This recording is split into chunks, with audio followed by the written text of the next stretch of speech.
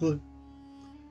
So in this video, we're going to talk about King Oedipus by Tawfiq al-Hakim.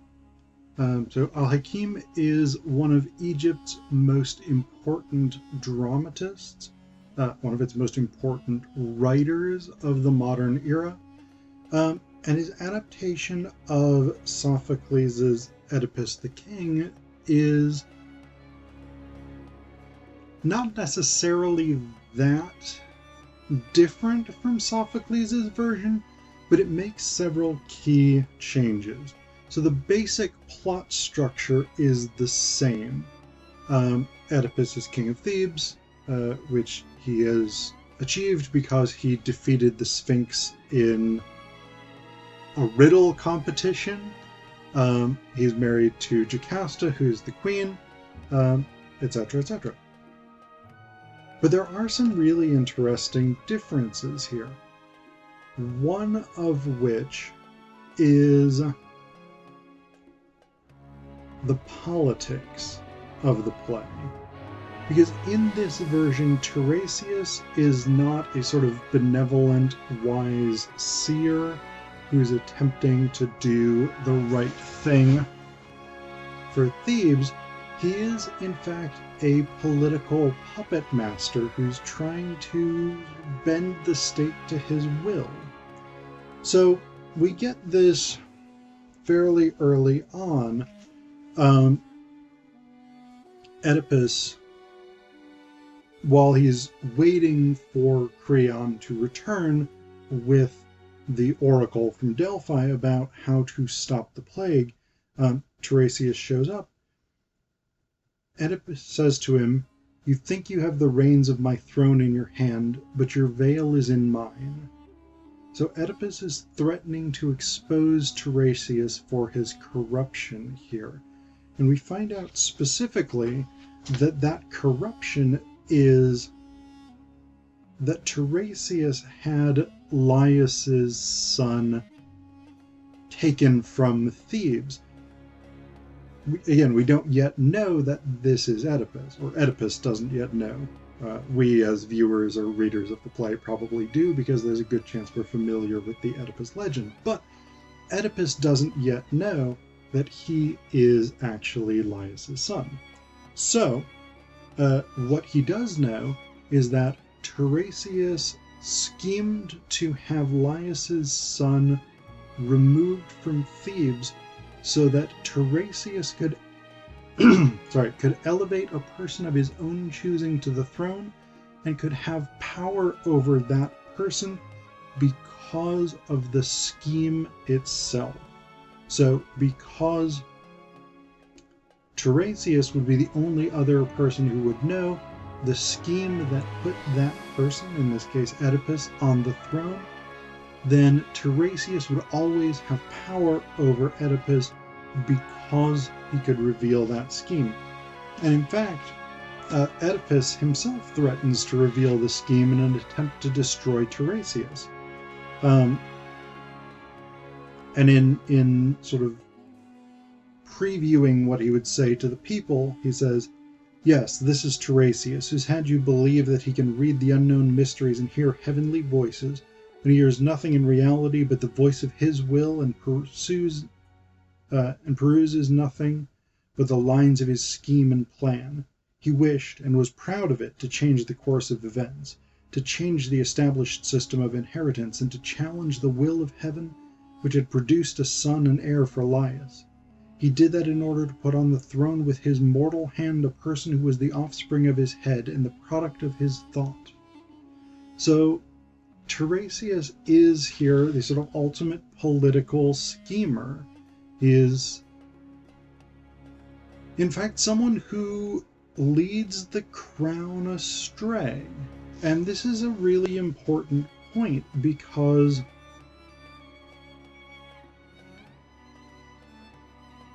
there's a thing that you periodically have in authoritarian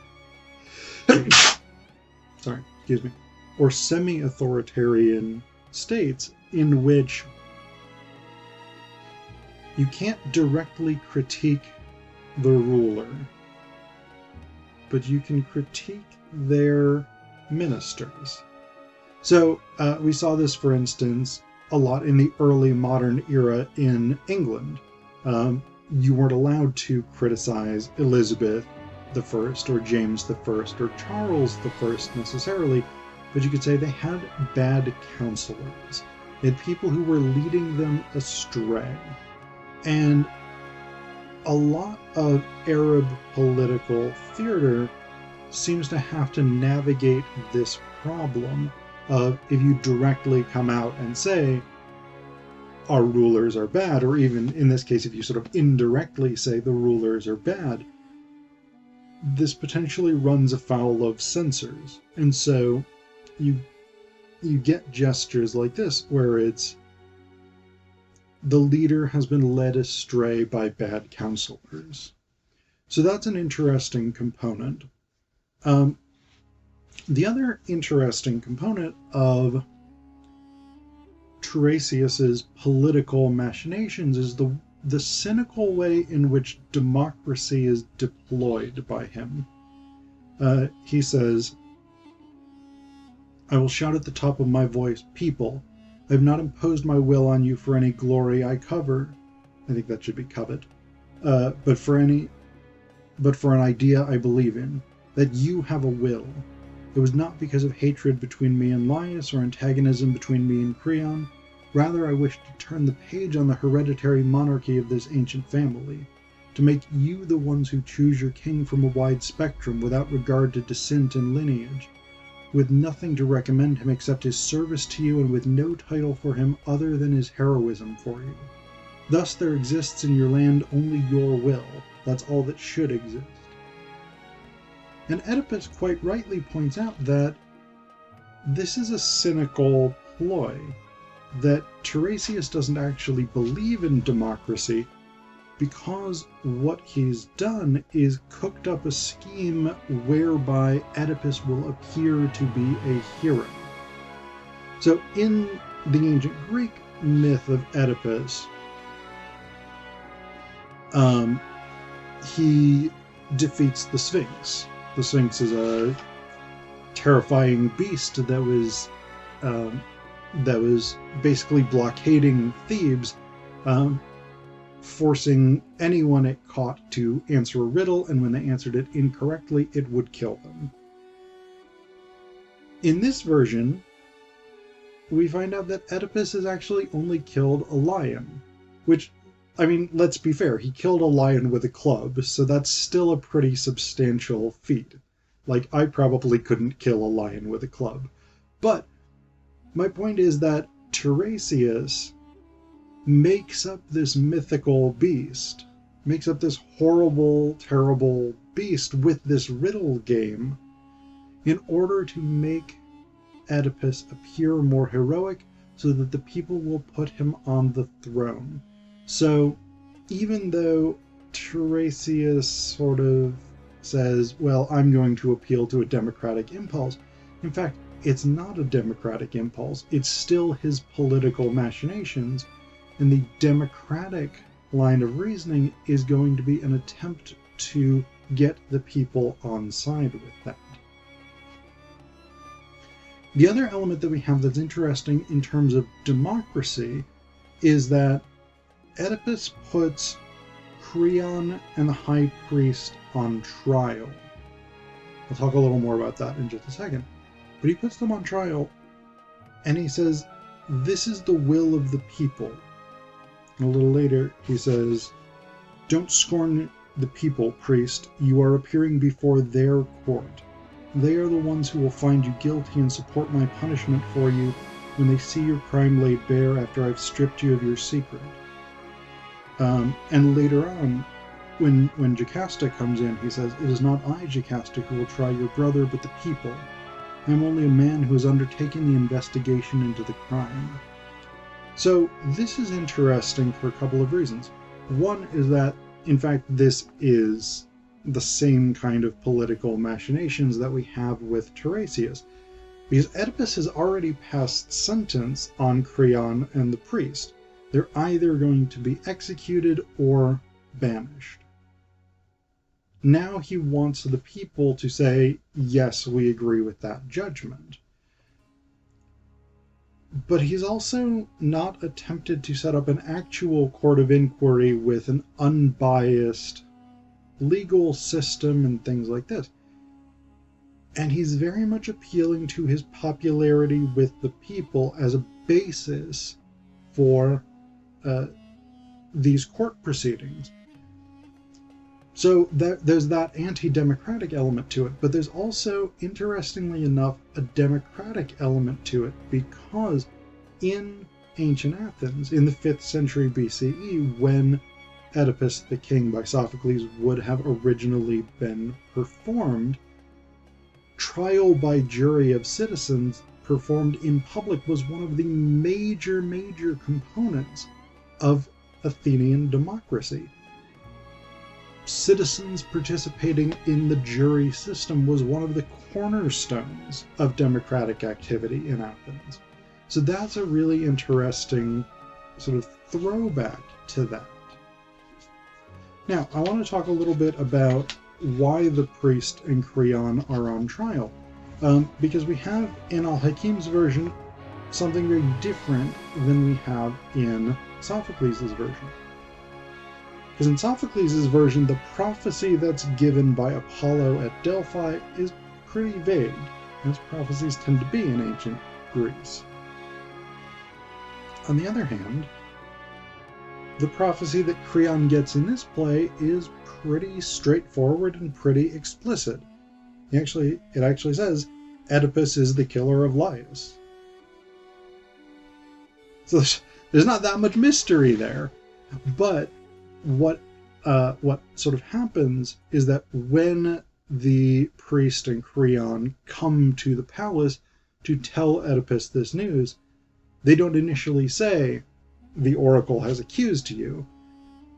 And so there's a sort of elaborate section in which Oedipus thinks that they're talking about Tiresias, because Tiresias, again, got what we later find out to have been baby Oedipus out of the way. And so, and of course, Oedipus knows that Tiresias has been sort of scheming and puppet mastering and all this. So he naturally assumes when it's revealed that someone in the court has actually killed Laius, Oedipus naturally assumes that means Tiresias is responsible. But he's wrong, as we know. And so that ends up going on for a while before they reveal that, in fact, it was Oedipus, according to the oracle. And so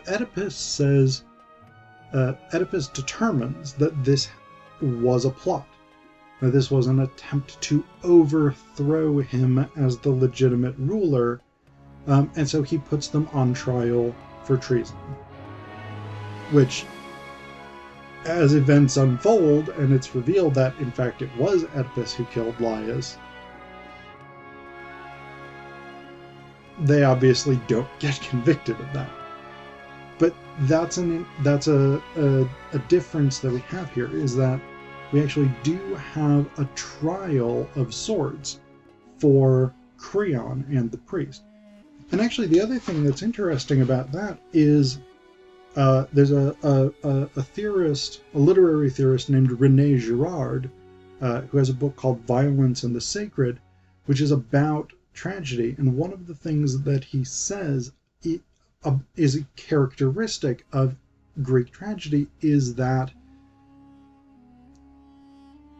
the plays are structured around a sort of attempt to blame an individual, a scapegoat, for the collective problems facing society.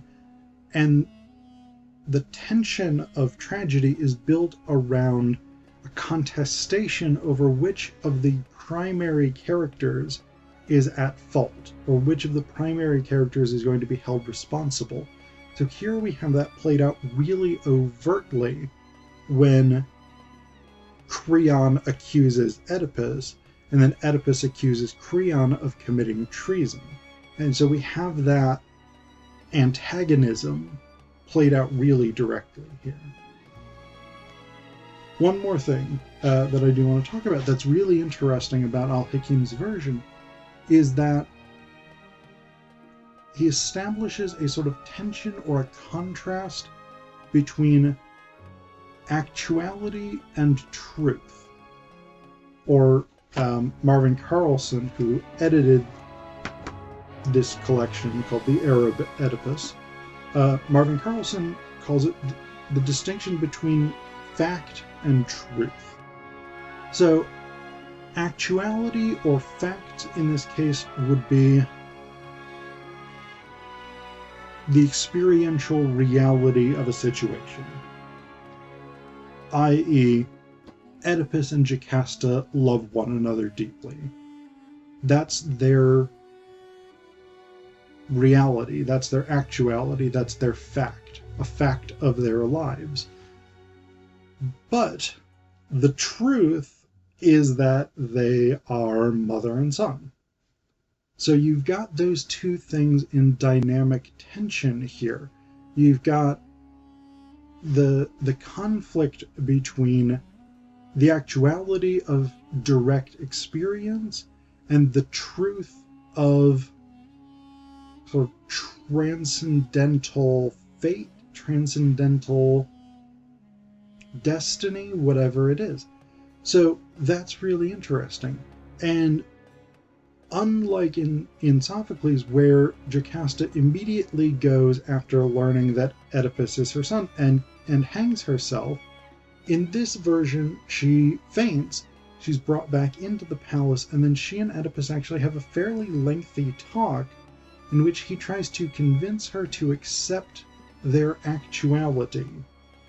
He argues that the family can go into exile, they can leave Thebes, and they can continue to be happy. They can continue to live together and have that relationship. And Jocasta is always on the fence about this, but she seems willing to at least entertain the possibility that their actuality can trump the truth. But she ends up not accepting. She does still end up hanging herself. Oedipus ends up still blinding himself with the brooches from her dress, and then Oedipus leaves the city of Thebes at the end of the play. So again, the plot largely follows the same broad outlines that Sophocles does, though a lot of the details and a lot of the politics are different for al-Hakim.